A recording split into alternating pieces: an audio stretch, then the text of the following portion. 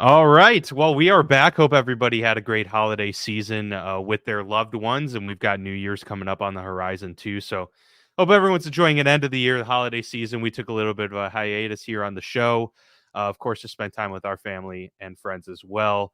But we are back. We're excited about it. A lot's happened, Mark, and what happened most recently. That's why we decided to do a show here on Friday, kind of Yeah. launch ourselves into the Week 17 preview with a lot of implications, of course, this week. But we did just see the Cleveland Browns clinch themselves a playoff berth. And I wanted to toss it to this real quick. Touchdown passes this season. Joe Flacco, 13. New York Giants, 13. Carolina Panthers, 13. Pittsburgh Steelers and Tennessee Titans, 12. And the New York Jets, 11. So Joe Flacco, who came out of the scene Wow. mid-season after mid-season, really, He's has 4 thrown and more 1. touchdown passes than 5 franchises in the NFL so far. And wow, much deserved there for the 38-year-old as he puts himself in great position here to not only get his team a playoff berth, but they're competing, Mark, for not only the AFC North potentially here. They are still alive for the 1 seed in the AFC. How about that for the Cleveland Browns? I will say the Cleveland Browns story is like a weird microcosm for the whole season. It was. If you were to go back in to us in August, or late September, early August, late July, early August, October. We would have been talking on the show about the preview. Like, oh my God, this season's going to be incredible. Look at all the quarterbacks. I mean, it is.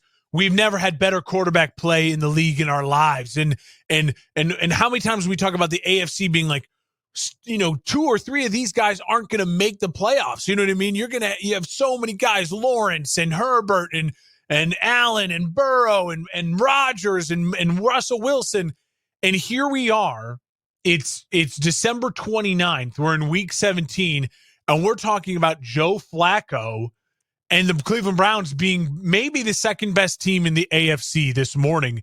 It's an incredible microcosm in the sense that we've seen a ton of quarterback turmoil this year, and we've seen from the star quarterbacks that have played through the year, a lot of underwhelming performances and a lot of underwhelming statistics.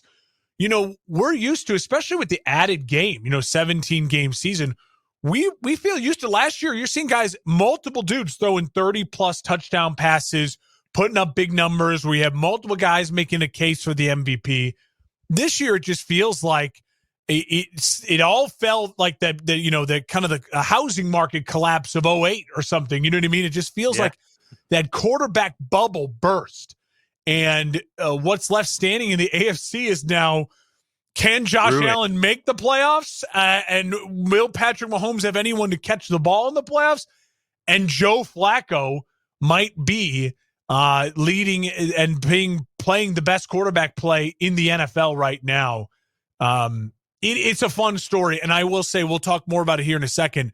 But I think, to me, the biggest thing to take away from it all is that if you were like us and like a staunch anti-Deshaun Watson, staunch anti-Cleveland Browns for what they did, which I think is most casual football fans in general, how are you not rooting for Cleveland to go deep? I mean, at this point in time, the most fun we can have and the most chaos will be Cleveland in the AFC Championship game. And God forbid they win it and the Browns end up in a Super Bowl with Joe Flacco. That is ultimate chaos for the offseason. And what they do with Deshaun Watson, that contract, it would be hilarious. It would be one of those things that would be so juicy for us as sports and football fans, like just to talk about. It would be an endless amount of radio and podcasting chatter. Just like, and the hot takes to be flowing is for what Cleveland should do. So if you're rooting for chaos, root for Cleveland at this point in time. It reminds me of the Michael Caine line with some men just want to watch the world burn. That is the NFL in 2023. We have got so many implications coming up this weekend. A lot of great games to look forward to as it's do or die time for many, many teams throughout the league. We preview all of Week 17 coming up next.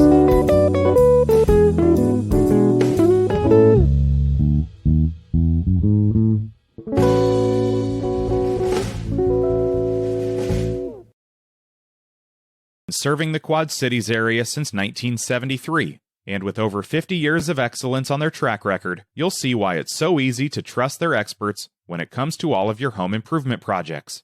This family-owned business has you covered on all your needs. Protect your home or building from the elements today and get great roof repair services. Need new windows? No problem. Durham Remodeling can upgrade your windows and doors. Whether you want to upgrade the little details in your home or office, or want to tear a room down and start fresh, the expert contractors at Durham Remodeling have your back. Even the smallest changes can completely transform your space. Ready to start entertaining your friends for backyard barbecues? Durham Remodeling will help you plan, design, and build your deck and patio for the perfect outdoor space. Durham Remodeling's work is 100% guaranteed, so you can rest assured that you're getting the best service around.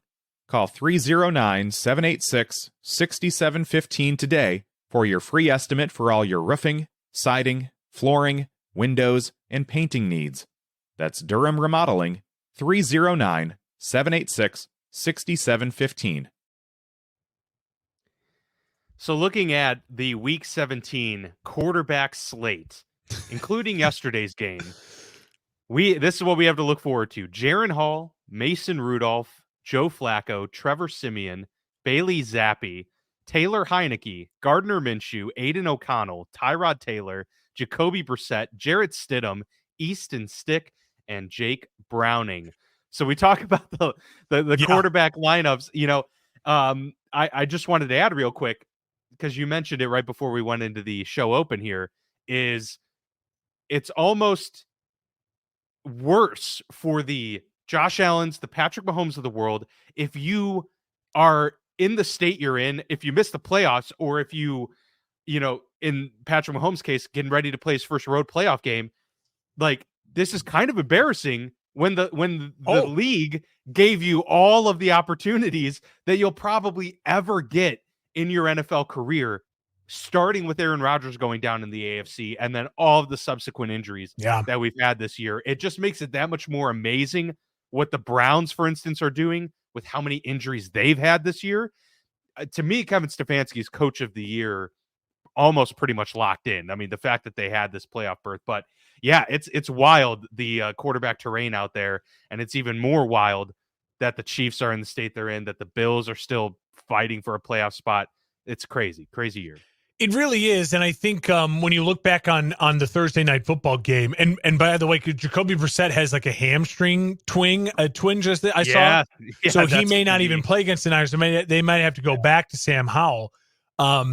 What I will say, and I know we'll talk about Russell Wilson and the benching here coming on up shortly, but like when you look at this year, when we look back at this year as a whole, one that's going to be the storyline for the teams, for the players like a Josh Allen, for the Mahomes, the guys who made it through the season healthy, for Jalen Hurts, Dak Prescott, and Lamar Jackson now is a huge name in this too.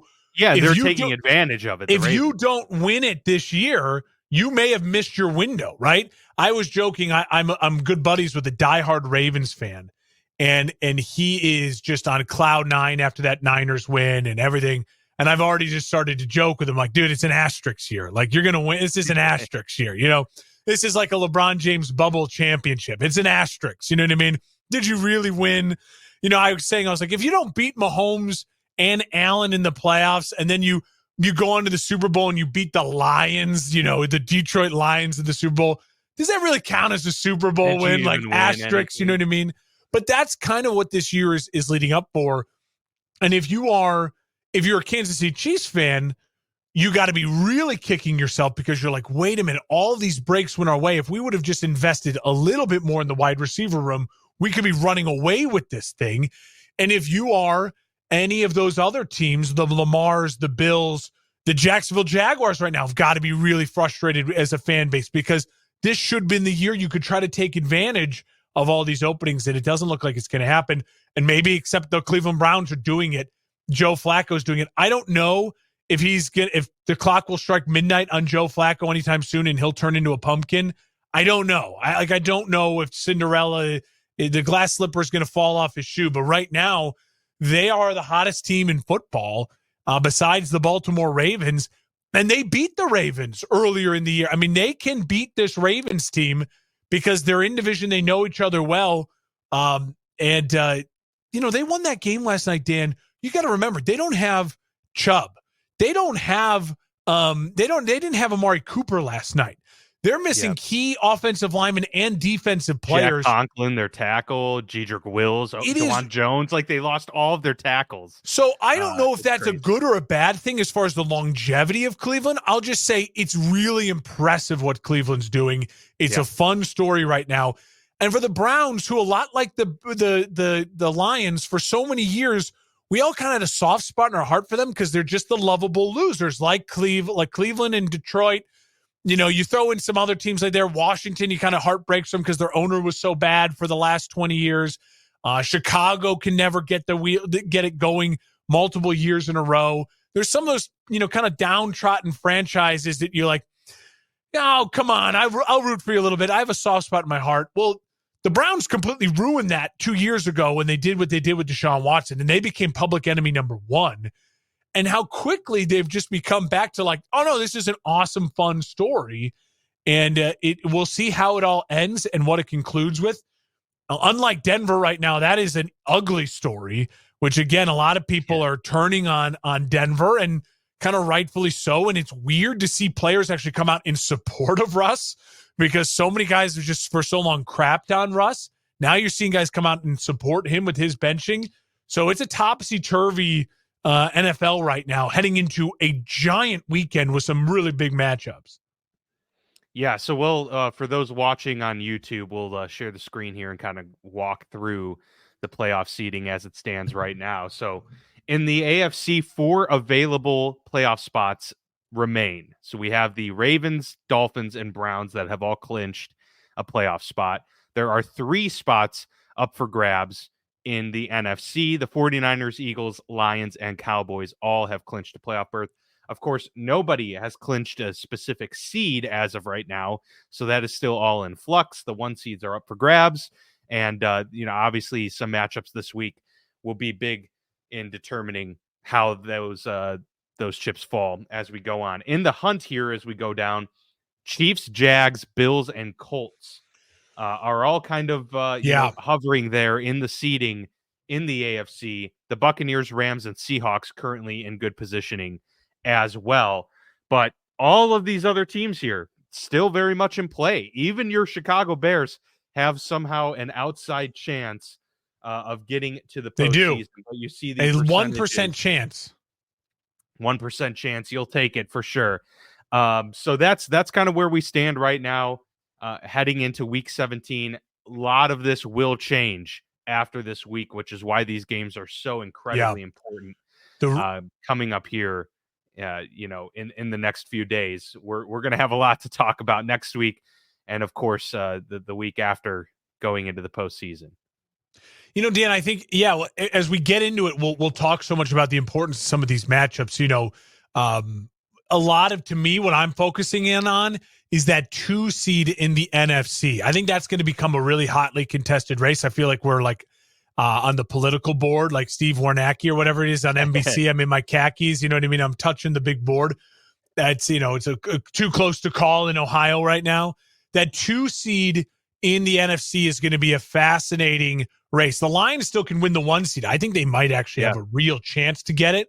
But if they don't, getting that all-important 2 seed is going to be crucial because it looks as though the way the NFC is going to shake out is that you're going to have most likely either the Eagles or the Cowboys at 5, and then a really solid team that's playing good football like a Rams at 6, which then opens the possibility for the 7 seed is going to be a Bears, a Saints, a Packers, a Seahawks, a team that is a Vikings, a team that is really beatable. And so can you lock up that 2 seed to secure the home game? And also, even though you don't get the bye, you get the most winnable first round matchup. That is going to be the one to really keep an eye out for, in my opinion. Yeah, still super valuable. Obviously, you want the 1 seed to get that lock in that home field advantage throughout, but it is very impactful to have that 2 seed. You get the best matchups, as you mentioned, and you have a very good chance of hosting multiple home playoff games as opposed to, 4 seed or any of those wild card spots for sure. So yeah, lots to look forward to as we kind of move through those rankings and see how that shakes out moving forward. But let's look at some of the matchups this week then as we kind of preview week 17 here. We mentioned the Browns beating the New York Jets 37-20, so they get the victory there on Thursday night. We have one Saturday game that belongs to the Lions at the Cowboys. Huge game. This is a very important one. Obviously, we saw the seeding there. Lions need to win this one to keep their hopes for that 1 seed alive. The Cowboys needing to win here so that they can still potentially take the NFC East the division away from the Philadelphia Eagles and put themselves in contention for that 2 seed. So these are big ones. I think the Cowboys actually could still get the 1 seed as well if they win out and have some help along the way too. So this is a huge game. The Cowboys obviously hosting. They're a much different team at home than they are on the road. But the Lions, they're scrappy, Mark, and they've obviously had somewhat of a resurgence here lately. They had a little bit of a down portion of the season, but they've gotten a little bit more healthy now. Amon-Ra St. Brown is doing what he does. Jameson Williams has become more involved in the offense as of late, and they've been winning without Sam Laporta having huge numbers and performances. Yeah. So I feel like that's got to be encouraging for Detroit. Meanwhile, the Cowboys, who have stumbled here, are probably going to be extra motivated coming home after 2 straight losses, trying to right their wrongs from 2 road games. And now they get their final home game of the season. So obviously a lot of emotion here for Dallas and Detroit alike. But I feel like Dallas probably has a little bit more emotional, investment in this game. But to your point, I mean, the Lions haven't been in this position for decades. So I feel like they're going to be plenty motivated to, fight for that 1 seed here in this one. And I personally would take the Lions to win this game. It's a perfect trap game, right? In the idea that like Dallas comes home after 2 bad losses on the road to Buffalo and Miami. They're licking their wounds. They're fighting, scrapping, clawing still for the division. And the Lions were popping champagne and smoking cigars last week. And so you think, okay, one team's going to have that little bit of a hangover. The other team's going to be the highly motivated team at home. Listen, the Detroit defense has played better as of late. It's still not anything special or to write home about. And Dallas, we know their offense is electric. And at home, their defense plays really good football. But I'm with you. I'm on Detroit this game. I actually think you're going to see a Detroit team that comes out extremely motivated. I think Dan Campbell's the type of guy, and this team, the way it's built, is not the type of team that is going to just rest on, oh, we won the division, that's great. I really think this Lions team is going to come out, and they match up, in my opinion, just really well against Dallas. What Dallas does well, the Detroit Lions could take advantage of. Like, it's strength on strength, and I trust Detroit's strength. Their offensive line can hold up against the pressure that Dallas will try to bring. And then, listen, Dallas likes to play man coverage, and Detroit's got a ton of man beaters in Amon-Ra St. Brown and Laporta and Williams. That they got speed, they have weapons, and Jared Goff is extremely accurate, especially in the play action game. Listen, I think Dallas is going to come out desperate. I think this is going to be an over game. I think it's going to be a kind of last team that has the ball type score, 30-27, a high scoring. This is Monday Night Football on Saturday, primetime. Jimmy Johnson being entered into the Cowboys Ring of Honor. So I think there's a lot of, you're absolutely right, a lot of emotion for Dallas, a kind of a must win, it feels like, for Dallas. But remember, 4 weeks ago, what did I keep saying about Dallas? They're going to lose, 4 straight. Now they beat Philly, but then what did I was right. And they lost to Miami and they lost to Buffalo. Part of this streak of losing was losing to Detroit. I'm not going to waver off of that. I predicted it to go this way. I'm going to stick with it. I like Detroit in this game, and I like it to be a sneaky type of game where Jared Goff has the type of game where you start maybe after the game looking around going, wait a minute. If the Lions get the 1 seed, Jared Goff's numbers are pretty damn good. Why is Jared Goff not maybe in talks for a possible MVP sneak in bout, especially if the Dolphins find a way to beat the Ravens and Lamar stumbles a bit. Maybe you go to that next one in line. I think players aren't dumb. The Lions, if they win out and the Eagles win out, the Lions will be ahead of them for the 1 seed. The Lions don't need the Eagles to lose. Right now, the only reason the Lions are behind the Eagles because of strength of victories. Like, that's the only tiebreaker. But because the Lions play the Cowboys, and then they play another team that's close to 500, where the Eagles are stuck on the stretch of Giants, I think Commanders, Giants, or something really, below 500 teams, that will flip.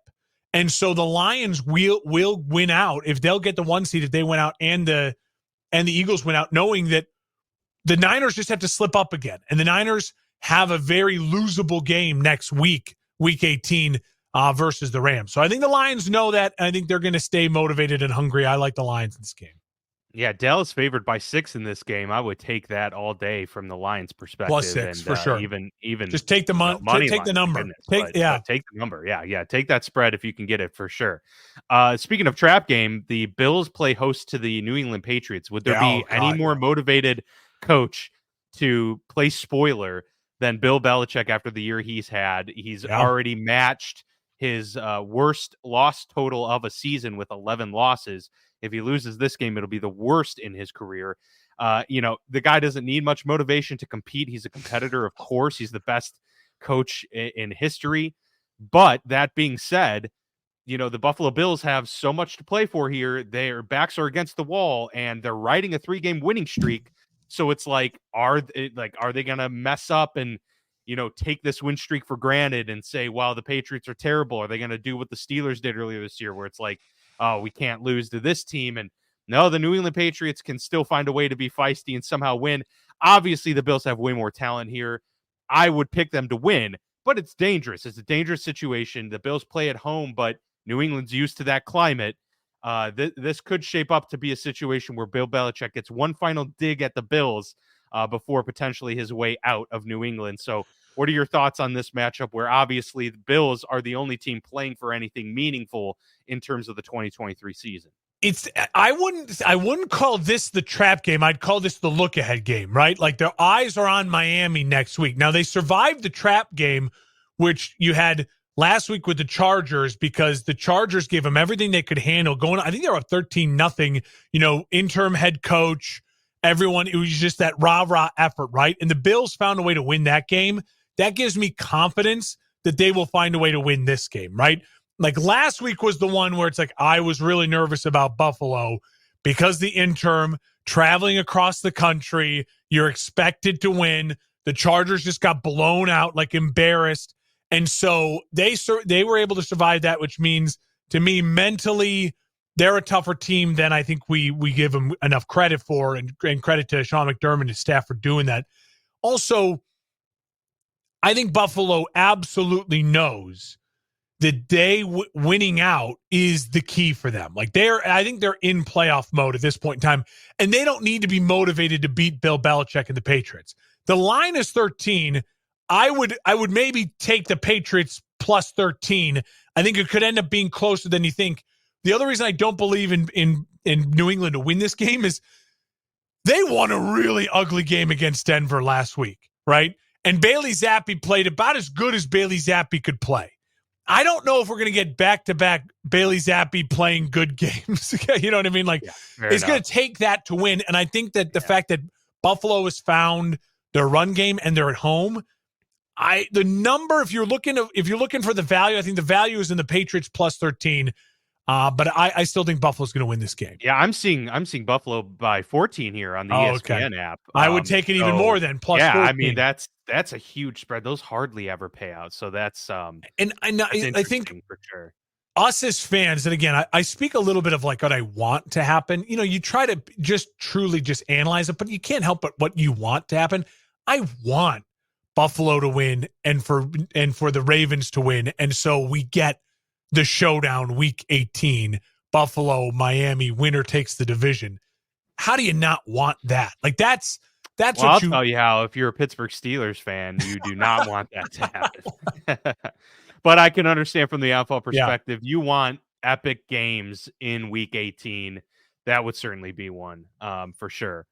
Let's move forward to the Atlanta Falcons, who are playing against your Chicago Bears. The Bears Bear down. playing for that 1% playoff chance, but obviously the Falcons playing for a way to stay afloat in the NFC South, which is so tight right now. And we have another NFC South matchup coming up, which will be very impactful to that division. But the Falcons need to win to go to 8-8 and have a prayer at taking this division. Yeah. If they lose, I don't know what the scenario is, but I feel like that would be close to elimination for Atlanta, if not elimination. I think it would be. I think they're like the Bears where they need a ton of help. The Bears, they need the Rams to lose out, the Seahawks to lose out, which are possible, but the Rams are on the road against the Giants. I mean, they need a lot of help. I don't think, for me, I'm not looking Bears playoffs right now. It's fun to joke about. But for me, what I'm looking for in this game is, hey, Atlanta is the team that everyone always says that they should trade for Justin Fields, right? They're the team that everyone says they should trade for Justin Fields. So Justin Fields grew up in Georgia. He was a Georgia recruit before he transferred to Ohio State, where he led them to a national title game. And, handed Trevor Lawrence one of his only 2 losses in college football. And I will say, I think this is a put money on Justin Fields on over everything. Atlanta's defense is really shaky. The Bears are at home, so he's got a lot working for him, right? That defense is going to be in the cold, out of the dome, in Chicago. He's got that kind of Atlanta connection. Everyone back home is going to maybe come up for this game or watch this game. He grew up as a Falcons fan. There's a lot of just that like good vibes for Justin Fields to have one of those surprise games where he shows, every 3 or 4 weeks when he's healthy, he has that spring game, right? 100 yards rushing, 220 yards passing, 2 touchdowns, a rushing touchdown, no interceptions. And he looks like the second coming of Michael Vick. And that's at times what Justin Fields can do. The problem has always been consistently him doing it.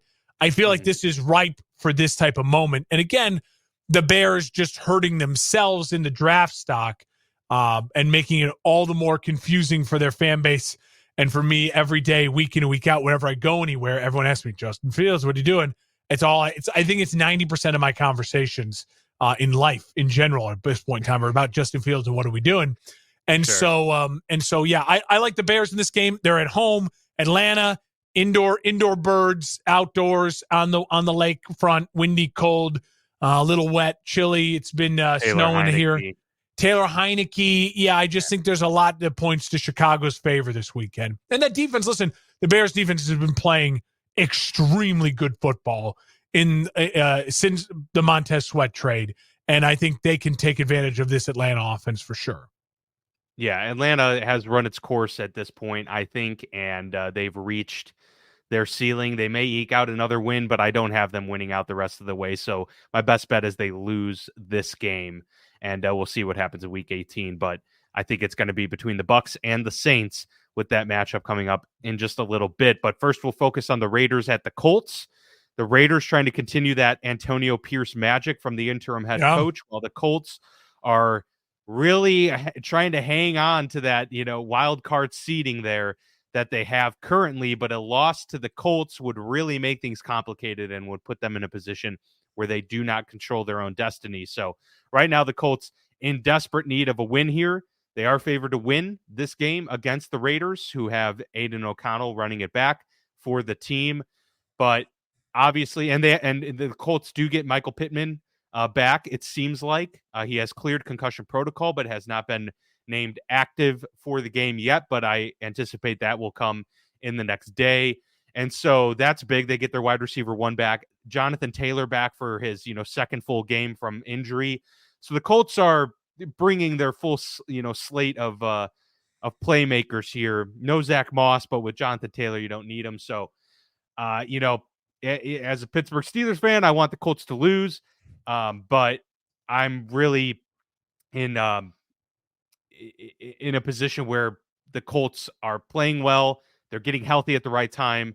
And the Raiders just are starting to not, hang on to that magic that we saw earlier this season from Antonio Pierce and company. They're still good. Still think that he should be the head coach, but I think the Colts have more in this game, and they're at home too. So if there's even a 50-50 split, I'm going to give the edge to the home team here, and that happens to be Indy. The Raiders won their Super Bowl last week. They're not getting. I don't think they're going back to back. They beat the Chiefs. They squeezed every ounce of juice out of that one on Christmas Day. It was an incredible win. The Chiefs looked like poop, and they won that game with their quarterback not throwing a pass in the second half. It's an insane win. Which not just the second half, the last 3 quarters. I think it was just past the first quarter. It was an ugly win for the Raiders, but I think they play well in this game. I think they play against the Colts well. I think they get up, but I'm with you. The Colts, better team. They have more to play for right now. Their path is still really in front of them. This is a really winnable game at home. I don't see the Colts slipping up here. I like Gardner Minshew to actually be able to move the ball. Pittman coming back. I'm going to roll with the Colts in this one, and then that eliminates the Raiders, and I think that's probably the right thing. And which let's start getting rid of. There's so many of these 7-8, 8-7 teams. We got to start separating and get rid of some teams. So part of my desire for the Colts to win is to just be like, all right, I don't have to worry about scenarios anymore. Yeah, I think one thing that going into next year's preview, I'll try and be more cognizant of is having more middle of the road teams, because coming into the year with the predictions, I think I had a lot of 5 to 6 win teams, but as we're seeing, there's a lot of 7, 8 win teams out there right now. And that's really what's packed into the middle of the NFL. One of those teams is the Los Angeles Rams at 8-7. They go on the road at the Giants, who will be turning to Tyrod Taylor to start for the remainder of the season. But the Rams, as we've talked about here, very much playing for the playoffs, which I didn't anticipate being the case at this time of year, but they have really played well down the stretch here. They too are a healthy unit. And so the Rams are 5.5-point favorites. They have a lot riding on this game. If they lose, they are then also talking about multiple scenarios where they don't control their own fate in week 18. And nobody wants that to be the case in the final game of the regular season. So the Rams with a really good opportunity here to solidify themselves in the NFC playoff race. How do you see this one playing out in week 17? I love the Rams. I picked them to win the division. That's not going to happen. But I think, my gut feeling on the Rams has really come true. Now, I didn't know Puka Nacua would be Puka Nacua, who he is, and he's phenomenal. He's been fantastic. But I will say, I think the Rams are a lock for this game. They're playing a brand of football right now that can travel, whether it's home, away, good teams, bad teams. No one has played the Ravens close in the last 10 weeks except for the Rams and the Browns. And that says a lot about the type of team the Rams are right now. They lost on the road in Baltimore on a punt return in overtime. That's how close that game was. And so I think the Rams are a team that, again, sees their future in front of them, sees the opportunity they have to be able to win out and get themselves a date with a possible Bucs team or a possible Cowboys or Eagles team that they could match up pretty well against in the first round of the playoffs. And I think it's Matt Stafford playing great football, those wide receivers against that back end of that Giants defense. I'm going to trust the Rams. But part of it is I like Tyrod Taylor. I think Tyrod is a really, really solid spot starting quarterback in the NFL. But there's a lot of back and forth and lack of continuity. And the Tommy DeVito thing was kind of fun. Now it feels like the Giants are just back to being okay, they're just not. Yeah, they're just not good. And that run its magic. A lot of people comparing it to the Jeremy Lin. It is very similar. Surge, yeah, very similar. And I think that's just over now. And so I think you'll see a Giants team that understands the best thing for us to do is to lose, and a Rams team that knows that they're playing for a lot more right now. Yeah, for sure, no question. All right, moving forward to the Cardinals at the Philadelphia Eagles. Cardinals, obviously nothing to play for here. Actually, they have something to lose for here. Yeah, exactly. But the Philadelphia Eagles, obviously, with that 1 seed still in sight, and they're sitting there at 11-4. 12-4 would really put them in a good position here to potentially get that 1 seed, but also further help them get that grasp on the NFC East title that the Dallas Cowboys still have in play. So the Eagles, obviously with a lot to play for here, at home against, a Cardinals team that's obviously better with Kyler Murray, but they're still not, a formidable bunch. Eagles got back in the win column last week against the Giants that snapped a 3-game losing streak. So you'd like to think that they are back in gear. Cardinals this week, Giants again in week 18. This should end the season on a 3-game winning streak for the Philadelphia Eagles if they are a team to be taken seriously. So with that being said, I do think that they refine their groove, put themselves in a good position to launch into the playoffs behind a lot of momentum. So I actually have them winning pretty handily here against the Cardinals and doing so against the Giants in week 18 as well. Maybe not getting the 1 seed. I will, the 49ers have themselves a pretty, decent shot at that too. But I have the Philadelphia Eagles getting one step closer this week. Yeah, the saying is a win's a win, right? Like you just need to win the game. It's kind of how I feel about Buffalo this week. I don't really feel that way about Philly. A win won't just be a win for Philly. They need to win this game. They need to come out early, dominate early, pad some stats, get your mojo back, and beat the crap out of a bad team and really give yourself that confidence offensively, hit a couple big plays, score a couple easy touchdowns, defensively, cause some havoc, let some guys tee off, pat some stats, and get out of Dodge, win this thing by 17, 20 or more points. Like that's how you feel good. If this game is again like last week where they get out early and they let the Cardinals back in and then it feels like they hang on to dear life for a victory, your faith in the Eagles will just be that. It'll be a coin flip. Like they can score with anyone, but can they consistently do it? They just haven't shown it over the last 4 weeks. So they need to come on out and have a dominating win. I'll take the Eagles to win. I hope they win big, but I'm not sure. I feel confident they'll win, but a win's not just a win for them this week. No, yeah, it definitely has more meaning to it for sure. One of the probably I didn't think I'd be saying that the Saints Bucks would be such a must watch affair, but at this point in the season here, both these teams are playing for the NFC South division title. If the Buccaneers win, I believe they clinch it. Yep. Yes, they would. So the Bucks can absolutely clinch this one. The Saints would put themselves in a position to still get to the playoffs and clinch the division title pending what happens in week 18. So the Saints are basically playing for their playoff lives. The Buccaneers playing to just secure it now and maybe give themselves an opportunity to rest some people in week 18, which would be crazy to think that they'd even be in that position. But the Buccaneers have been surging lately. The Saints have kind of had this roller coaster pretty much the whole second half of the season here. So Saints have more to prove, but the Bucks have so much on the line in terms of making all of this worth it, and so that's kind of a lot of pressure for I'm all on the Bucks of this one, and I know that kind of scares me because it seems so obvious. They're at home, they win, they lock it up, and then they can rest players against the Panthers next week, and then they'd host a playoff game. Like it seems so easy, and like this is how it makes sense.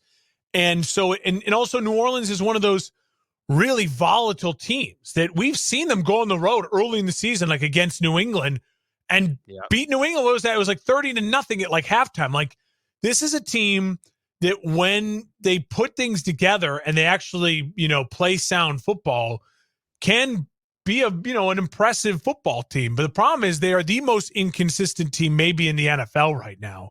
And I'll say this. At this point in time, I don't think Todd Bowles is a great coach. I think he's a fine coach. I think he's a good coach. I know Dennis Allen is a bad coach. And I know the Bucks are having a lot of fun and they are playing with house money. And I know there's a lot of pressure in New Orleans. And those fans are frustrated. The team is committed to Derek Carr in this big contract they signed him to in the offseason. They don't like their head coach and they shouldn't like their head coach. I'm going to go with the vibes on this one and just trust that we think the Bucks will win. the Bucs are the better team. It makes sense that the Bucs will win. I'm just going to stick with that and say the Bucs win. Now, knowing that, we'll be looking at that game and be like, "Oh my God, the Saints are up 24-7," and like, what the hell happened? You know what I mean? But sure, I'm going to trust my gut in this, saying that the Tampa Bay's been playing really. It's not that Tampa Bay's been beating up a bunch of bad teams. They've just been playing really good football against some okay teams and taking care of business. I think they do the same again in division at home. I heard a stat somewhere today. I think it was on Pardon My Take. New Orleans is playing an outdoor game for the first time since like mid-October. That's crazy. I know it's in Tampa. It's not like it'd be bad weather or something, but I just like, I'm going to stick with Tampa, roll with Tampa. And then I think Tampa will and smartly should rest guys next week, which makes me very nervous because that means the Panthers might get their third win of the year. And then I don't know how that works for tiebreakers, all that stuff. So there's a lot on the line for me. That's for sure. But the Bears will still have a very juicy pick to sell. But yes, the number one pick obviously holds much more weight. The 49ers go on the road to the Commanders. If Jacoby Brissett doesn't get the start, then it's back to Sam Howell, who has had a really rough go the last month or so. I feel like this is a win either way for the 49ers. Jacoby Brissett, little rusty, not super good. And yeah, he may not turn the ball over as much as Sam Howell has. But if you're the 49ers, you're not really scared of any of this. And on top of it, Brock Purdy's coming off of a 4-interception game. They're not going to remotely touch the Commanders are dead here against the Commanders. So it's They're over dead. for Washington, and the 49ers will probably rout them in this game. I mean, this is the worst spot to be in the world if you're the Washington Commanders. But actually, this is what they want because about 5 weeks ago, you go to 4-12. I mean, about 5 weeks ago, they made the not so public decision to basically go into tank mode. They traded Sweat, they traded Chase Young, and they've lost ever since. And I think this is a perfect way for them to just be an absolute punching bag for the Niners, who are going to be angry, who are going to be frustrated. And the Niners know they can still get the 1 seed if they go 1-1 down the stretch here. But that's like, they can't go 0-2 and win the 1 seed. So they got to win. This one's the gimme. The Rams game will be a tough one. I like the Niners big in this game for sure. I think Purdy bounces back. I'll say this, we didn't obviously get to recap the games from last week. I'll just say this about that game on Monday Night Football. I don't think that the 49ers are now a bad team. And they didn't play necessarily a really bad game. What my feeling from that game was, and correct me if you think I'm wrong, Dan, was that the Ravens just are a fantastic matchup against the Niners. Because what the Niners do really well with Brock Purdy is really quickly distribute the ball to their playmakers in space, and then they let Debo, they let Ayuk, they let McCaffrey, and they let Kittle get the yak.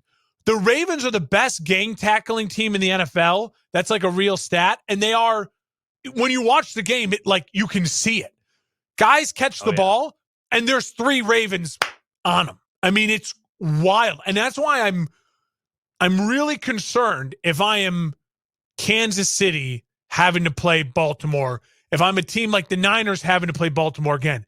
Teams like the Bills, they don't play the game the same way that that Kansas City and San Francisco do.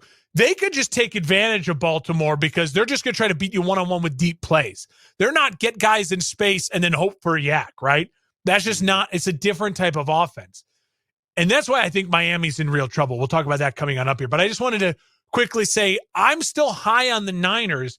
The problem the Niners are going to face is the next time they play the Ravens might be in the Super Bowl, and the Ravens just are a bad matchup for them. But the Niners will have revenge on their side, so they'll that'll play some sort of factor into it. Well, they have one glaring weakness, which could be a problem come playoff time. I mean, this was really genius scheming by the Baltimore Ravens and prepping.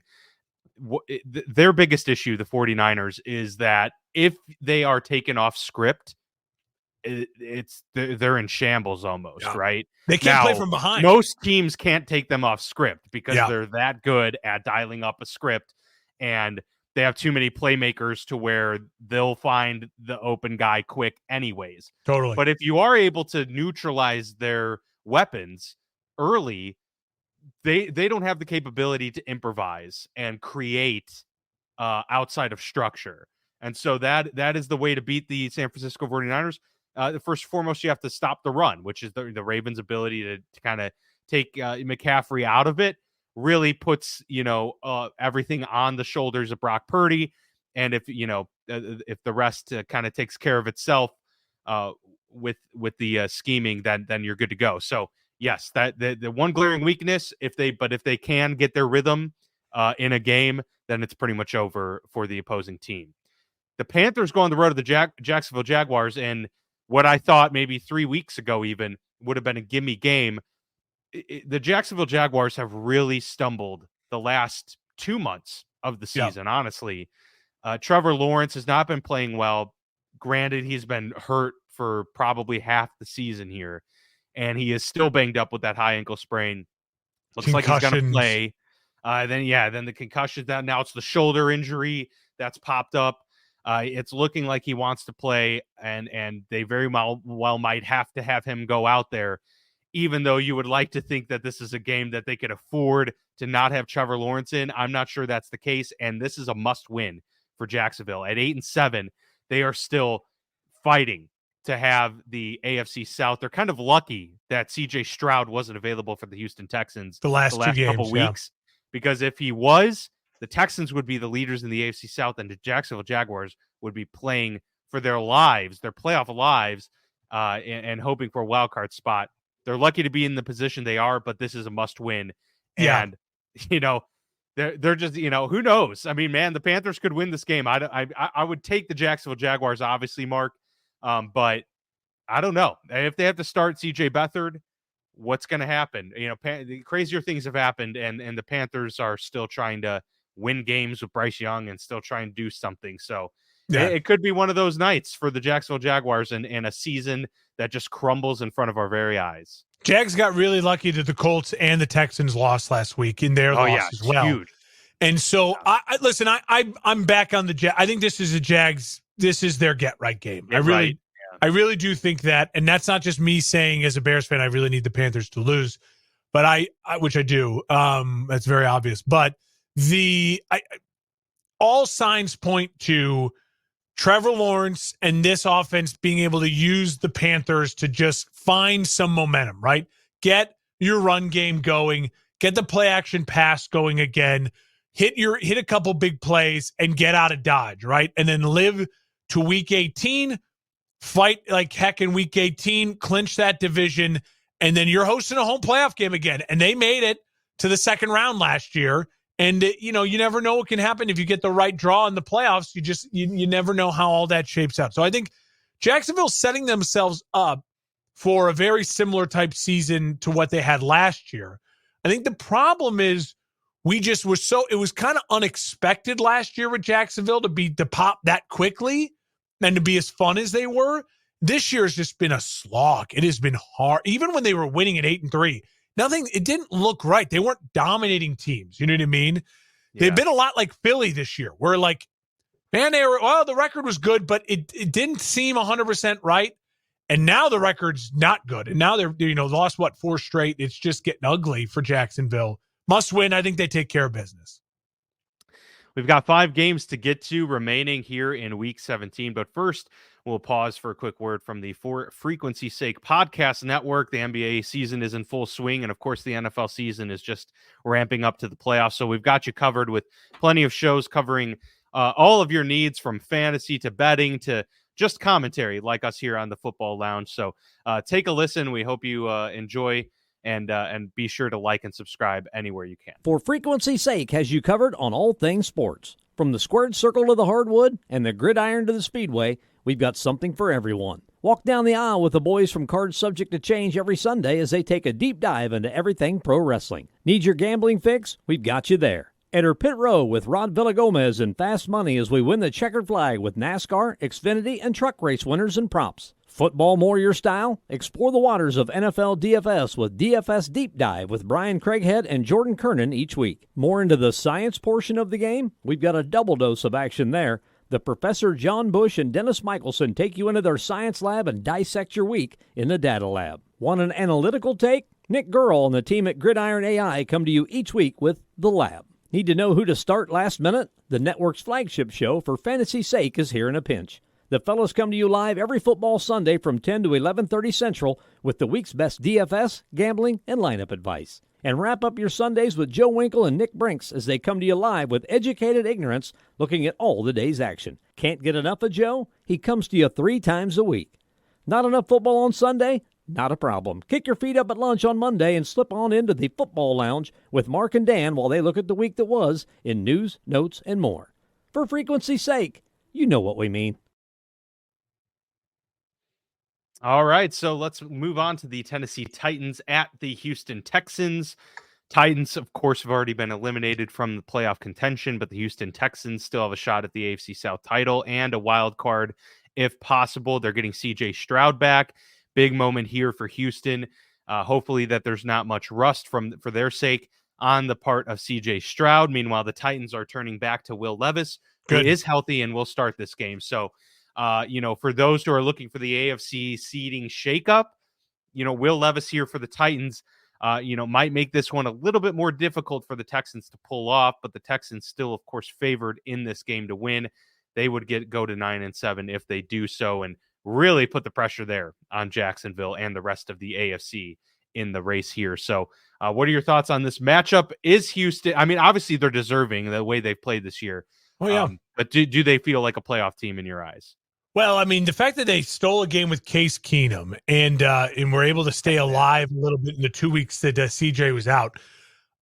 Listen, again, Houston is playing with such house money, and I think they know that too. And I think there's a looseness. They're so young; they don't know they almost don't know the pressure yet, right? Rookie head coach, led by a star rookie quarterback. Now, yeah, I like Houston a lot in this spot. I think Houston will go in, take care of business. Tennessee's not going to make it easy. Tennessee is Mike Vrabel tough. They're going to battle. I love how creative they're getting with some of the Derrick Henry stuff here in the last couple of weeks. It'll be a fun game. I think this will be a fun game to watch, but I'll take Houston winning tight.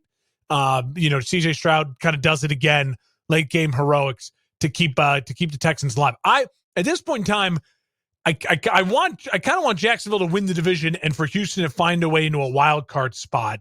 I think that would be a possible fun matchup to see Houston, on the road at a Buffalo or at a Kansas City in round one. I think could be really fun. And so I'm kind of rooting for something like that.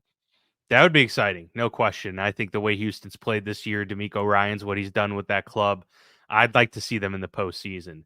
Pittsburgh and Seattle are both in very similar situations. They're both fighting for their playoff lives as well. They both need to win. They both need to win. Both need to win out. And Pittsburgh going on the road for this game will start Mason Rudolph. That became official today. So it will be Mason Rudolph yet again. The right move for Pittsburgh after performance they got from him. That was the best quarterback performance that the Steelers have gotten, which is, kind of sad to say, but it was objectively just a good quarterback performance against Cincinnati this past week. Different here on the road, hostile environment against, an overall probably better team in Seattle. It's going to be a tough test for Pittsburgh. Seattle, obviously, is putting in the position here with, Geno Smith back and trying to make a run at this thing. Great win last week. Yeah. It was big. It was a big win for them. So, obviously an emotional one for Drew Lock and company too. So, there's just a lot of things, working on both sides of this equation. This is probably one of those games where it's fairly even. It somewhat feels like the Saints Buccaneers matchup, although I think we both agree the Bucs are probably going to win that game. This one's hard for me to tell.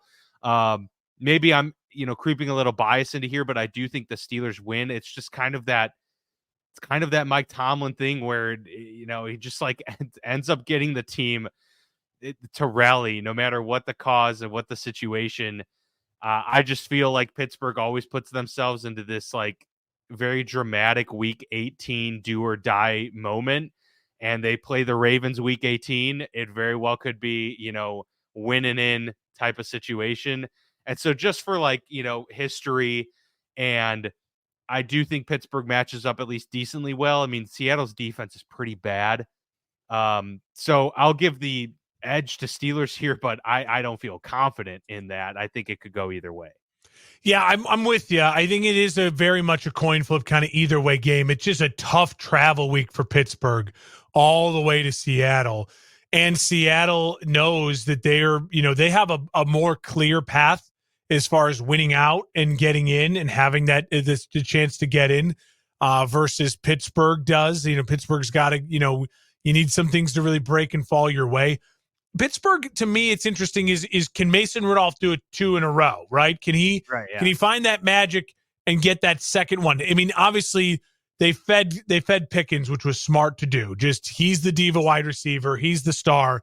Feed him, because the other guys weren't feeding him enough. And, hopefully it opens up other things.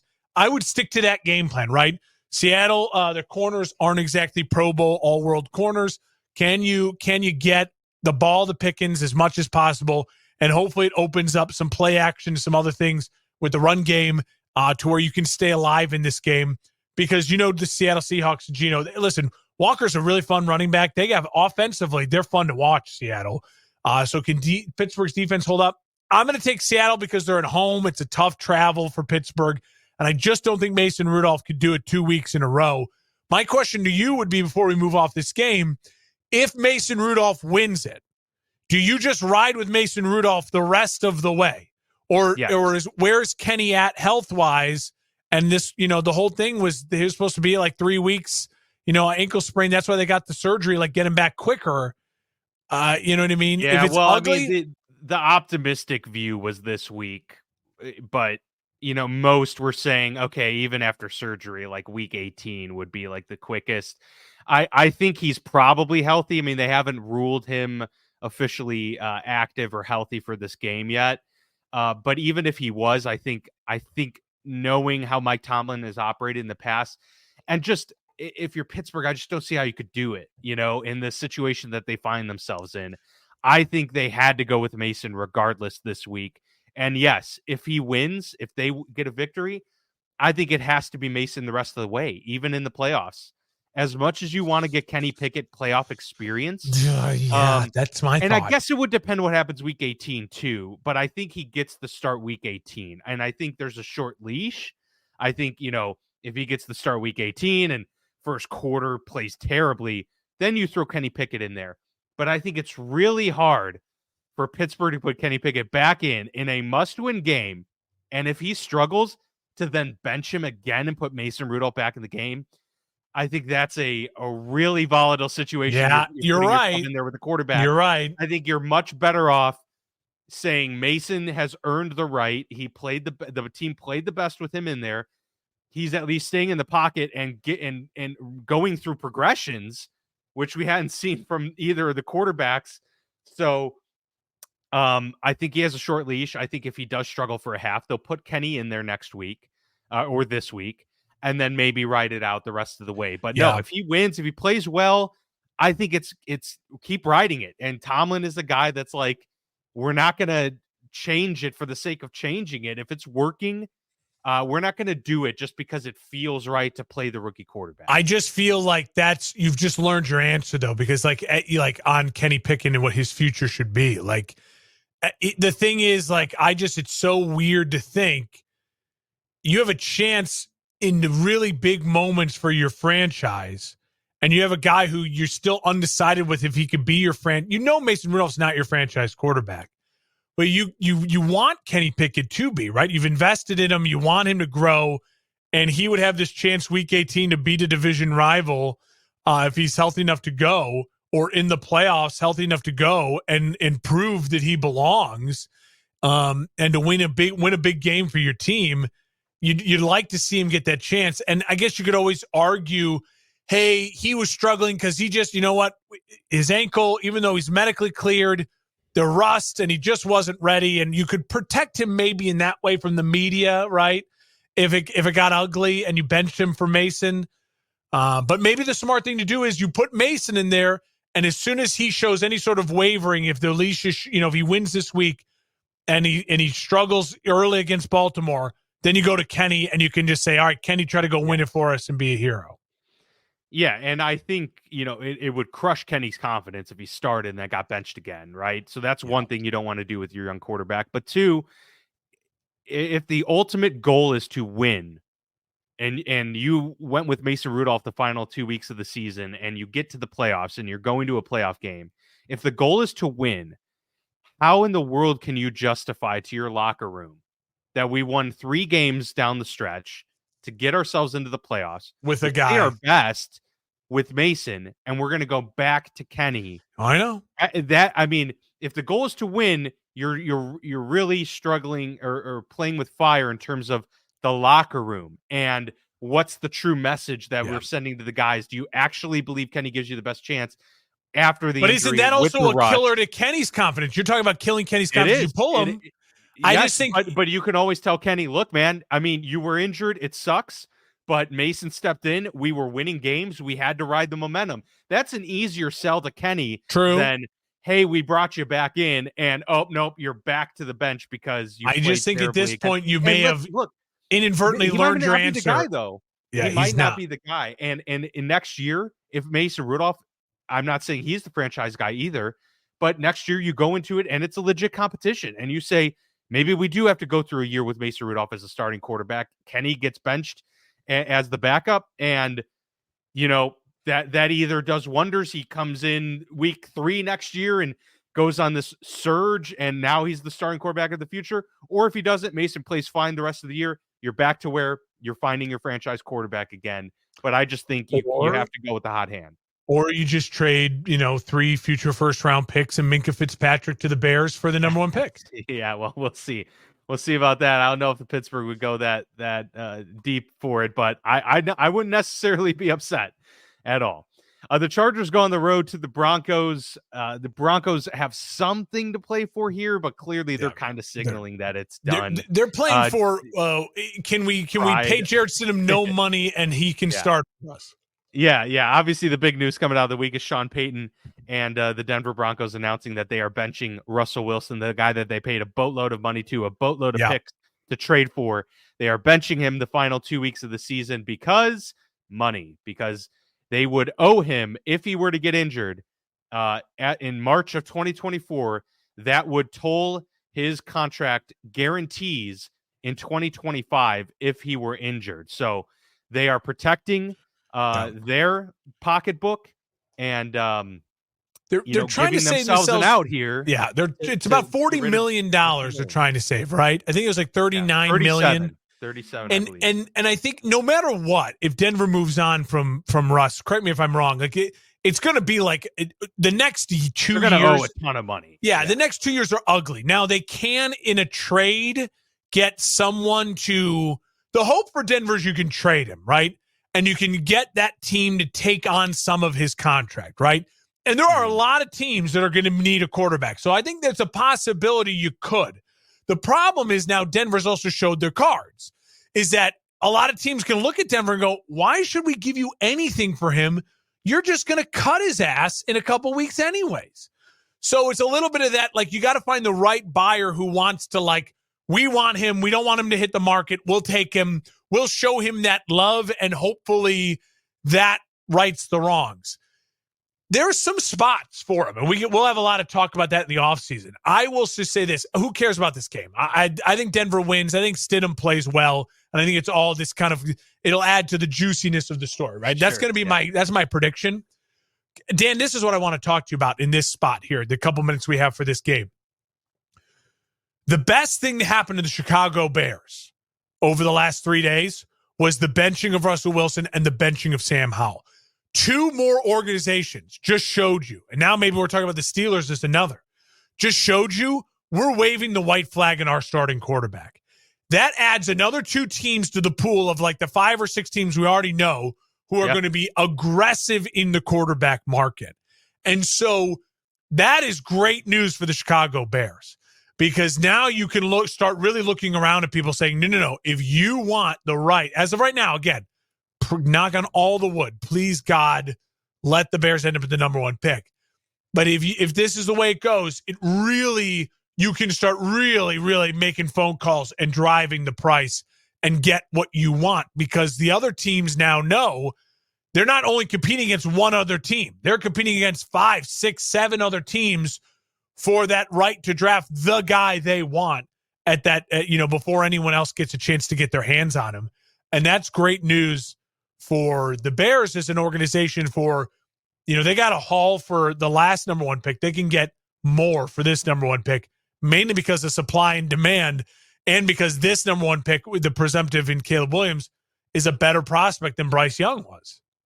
Yeah, no, very true. And I've seen a lot of rumors floating out there of Chicago Bears fan pages trying to will a Justin Herbert to the Bears trade. I got bad news. There's no reason for this LA Chargers to move off of Justin Herbert here, unless there was just this massive haul and complete reset that they're looking for. But that just doesn't make sense. Can I just say it makes a tiny bit of sense, a tiny bit, in the sense that they're in LA, they are desperate for fans. You have the kid who's a star already in LA. Yeah, that part who would love to play in LA, right? You have weapons on offense, okay? And the Bears would probably agree, too. The Chargers are not rich, right? The Spanos they're not the richest. They're going to try to buy themselves a new head coach. You could argue with the new head coach, listen, we're not even going to make you make Justin Herbert a start. We'll go get Caleb Williams for you. Then you guys can just be on this timeline together, right? And you could build the organization how you want. So I agree, the likelihood of it happening is low, but I don't think it's a total zero, makes no sense.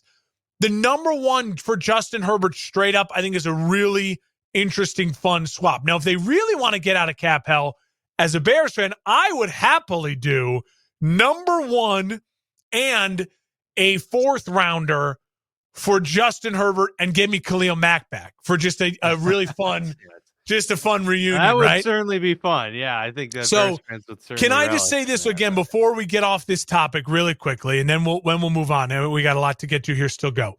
This is the best mock draft I've seen to someone, a guy who's does a lot of mock drafts and all that in the the fake fantasy world. This is, to me, now my official dream scenario. In this mock draft, the Bears trade the number 1 overall pick to Washington for the 3rd pick and a first rounder next year, along with a couple other things, right? The Bears would then have the ability to maybe take Marvin Harrison at 3, right? If the Cardinals go a different route, or then they would also have the ability to trade number 3. If you trade Washington number 1 and you get Washington's next first round pick and some more picks, and you go to 3, and then Arizona takes Marvin Harrison at 2, you then can say, who wants Drake May?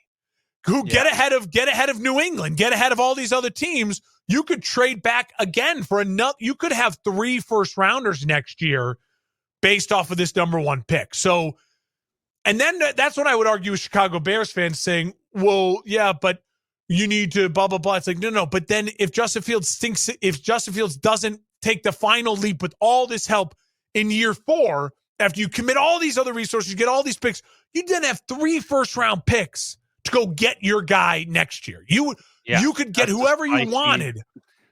You could get whoever you wanted next year. And there's a ton of good quarterbacks coming out next year in the draft too. So to me, that's, as a Bears fan, I just want it on the record. That's the thing I'm now looking for. Make Washington, just a win-win in general. Make Washington go to number 1. And then you can control the draft again for the 2 quarterback spots. Let Marvin Harrison go to Arizona. That's my new haul scenario. All right, let's move on to the final 2 games. The Bengals on the road at Kansas City. The Chiefs need a win, obviously, to get the sour taste out of their mouth from the Las Vegas Raiders loss, but also just to keep pace here in the seeding and try and put themselves in a at least good position to host a playoff game past the first round. But they are in that position they find themselves in right now at 9-6. The Bengals, meanwhile, absolutely, it's a must-win for them with Jake Browning and company at the helm. Tough matchup here, but I take the Chiefs to rebound. They're 6.5-point favorites. I just trust Patrick Mahomes and company to get it right. The Bengals defense is terrible. A lot of opportunities here for Kansas City to get to their 10th win and probably end up finishing the season at 11 wins and a little bit more comfortable, a little bit more momentum as Patrick Mahomes gets ready to play his first road playoff game in his career, which is crazy. It's a gigantic must-win for Kansas City, and I think for Kansas City, they're coming into it at the right time because we saw Jake Browning turn into a pumpkin last week, right? It was like, ooh, yeah, that's the Jake Browning we've been waiting for. That was ugly. Those are not good interceptions. Those are not like the Brock Purdy tip interceptions. That's some bad football there. So if Kansas City ends up this game being closer, they don't win, well then, I mean, all bets are off with Kansas City. Right now, let's get through this week. Then we can judge. We'll judge Kansas City more properly. They had an ugly loss at home and against a division rival, and so they need to bounce back this week. Yes, for sure, absolutely. I mean, they need it for a morale booster. They need that locker room to get engaged and ready for the deep ball. It's just, you need just throw one bomb where it's just a 50 yards traveled in the air. A guy beats a guy over the top. I don't remember the last time I've seen Kansas City do that, honestly. I know. That's crazy. That's crazy to think about. It's just the corner routes from like Justin Watson that we've seen every now and then, or Noah Gray. That's the 25 yards down the field. Yeah, we need to bring back the 45-yard, 50-yard bombs for sure for Kansas City to feel a little better about themselves and the ability to score at a whim. And then run Pacheco. Just like lean on Pacheco and just run a more traditional offense. Like, you got really cute. It got ugly. You lost. Like, go back to some hat-on-hat football. Run some play action. Take a deep shot. Run the football and put up big numbers and get out of there. Perhaps you're excited for the Monday night game, but I'm not necessarily. You mean Sunday night? Actually, the Sunday night game. Excuse me. No Monday because of the college football playoff. Right. Yeah.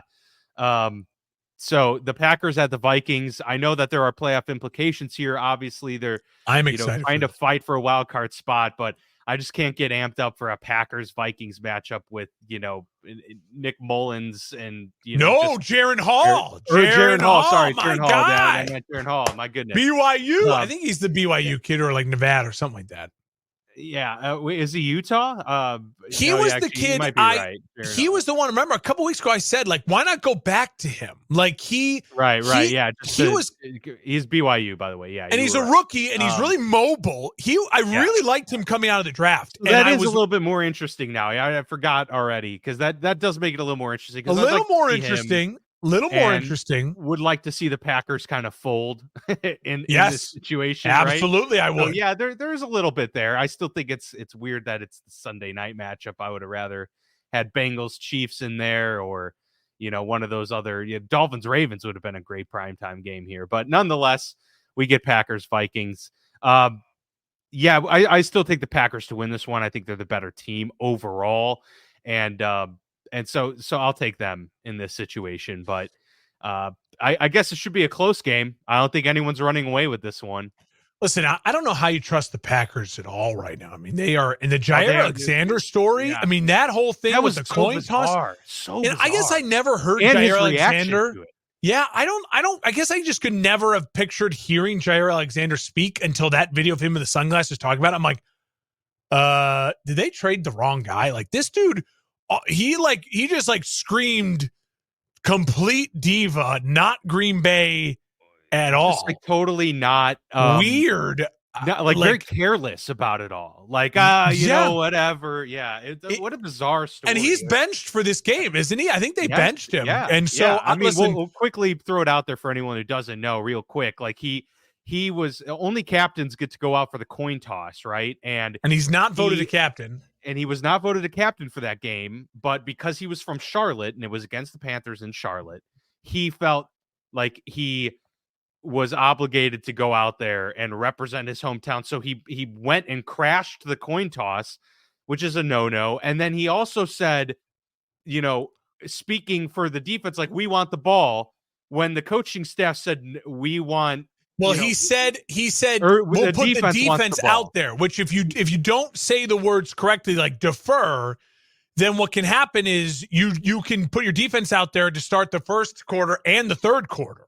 And so he was, and I didn't put love them in a position where they could have had to be on defense for both the first quarter and I'm glad half. the Packers benched him, because it's one of those things you're like, no. And that this conference said that the interview afterwards was just ugly, because there's no ownership of like, listen, my bad. I should have checked with the coaches to make sure it's okay. Like he did say, I think there was a misunderstanding. Like, I don't think they knew I was from Charlotte or whatever, but like, hey, speak up. Yeah, but that was more game. About him saying like they should have put me out there as a captain. Yeah, but it was almost like he was digging his heels. Yes, I'm okay with him having the reason for it, but I'm not okay with then the lackadaisical, just kind of like whatever. And like, I know you're not the quarterback, but you're a little bit of this. You're a star player on that team, a face of the franchise, and in a year that he hasn't had a great year, he's been really banged up. It just was ugly. I'm riding with the Vikings. I'm riding with my guy, Jaren Hall, and I want to see the Packers lose and then the Bears go beat them week 18. Yeah, that's what I want. Yeah, for sure. That will wrap up the week 17 slate really quickly. Pretty much every game has a meaningful impact. College football playoff. Any insight? Michigan, Alabama, Rose Bowl, Texas, Washington at the Sugar Bowl, I think. Yeah, so personally, I like Texas in this game, but I think I want Texas to win the game, but I don't know. I mean, it's that's a difficult, to me, that's the more difficult matchup. I have a lot of confidence in Michigan, to be quite honest with you. I do too. I think Michigan is the best bet of the college football playoff to make it to the championship, and so they got Team of Destiny really vibes. Michigan, them. Yeah, and they they play such a physical brand of football that it's and Alabama, like it stacks up well with Alabama. Obviously, Alabama can win. They're Alabama. They surprise a lot of people, but I feel good about Michigan's chances. I feel good. Like they also, like to your point, they have this whole like the world's against us type of thing, to where they have that vibe around them, and Michigan's obviously been trying to get that national title. So to me, Michigan's the national championship winner this year. But yeah, I don't know. It's a tough call for the other game. But my heart wants Michigan, Texas, because I just think that'd be really awesome. Fun. Big brands, different brands, and I've always been a diehard Longhorn fan. You know that my mom went to Texas. Yeah. And so I've always growing up in Illinois, you don't really unless your parents went to Illinois or went to Northwestern, you don't support Illinois football because it's such a pro sports state because of the Chicagoland and Chicago sports. There's not much community around Illinois. Yeah. I'm not a Notre Dame fans, but I was never one of those. So I'm always a Texas guy for my whole life. So I'm all in on Texas, and then I'm pro the Big Ten, which means if it is Michigan versus Washington, Big Ten champs. I mean, because Washington, even though they're in the Pac-12, they're Big Ten next year. So then you just get to say Big Ten dominates. Or if it's Texas, Alabama, then it's an all SEC final because, again, Texas is joining the SEC next year. So either way, one of the conferences is going to have a really fun chance to, dominate the discussion, right? And definitely. The matchup I don't want to see is Alabama-Washington, because I just think that's going to be one of those where it's not a great storyline. It's not great storylines, and Alabama will be Alabama-Texas would be a lot of fun because you have the history of that, the storylines that started Saban's dynasty. Maybe this is the end of Saban's dynasty. Injuring Colt McCoy, that last great Texas team, and then obviously Michigan, Texas, two giant brands. Harbaugh, Texas is Texas finally back. But then Washington, I'll still watch out Washington, Alabama. It'll be fun for Washington because they'll be the undefeated team. Michael Penix Jr., the epitome of the transfer portal. You can make those storylines, but yeah, I'm my heart and my eyes are hoping for Michigan, Texas. Well, that should be a very fun one, and we'll be back at it on Monday to discuss, the week that was Week 17 in the NFL, but also, to see what happens. Are we going Monday or are we going forward. Tuesday? Well, Monday, actually, we could go Tuesday, Monday. Yeah. We'll go Tuesday. Actually, let's do that. Let's enjoy the holiday, day off work, and then we'll get to talk about those games a little bit at the beginning portion as well. That makes more sense. So let's go that route. So that will be something for you all, hopefully, to look forward to, our loyal listeners and viewers here of the Football Lounge. We appreciate you tuning in. Again, we hope everyone has had and has a great holiday season. Enjoy the weekend. That should be very fruitful for all fan bases across the league, but especially those that are just fans of the NFL like we are. Another really exciting week ahead, and we'll be back next week to recap it all.